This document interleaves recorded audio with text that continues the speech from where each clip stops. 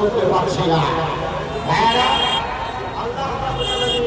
সব বান্দারা যখন কোরআনের ছায়া তলে এলো,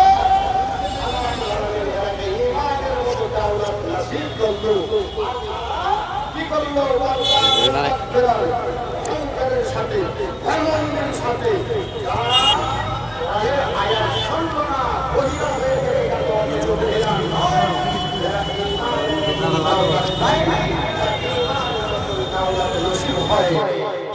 আজকালকার ছেলেরা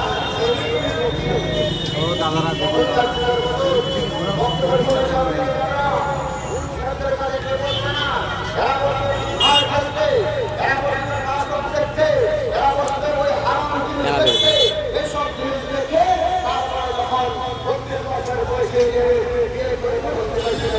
গেছে,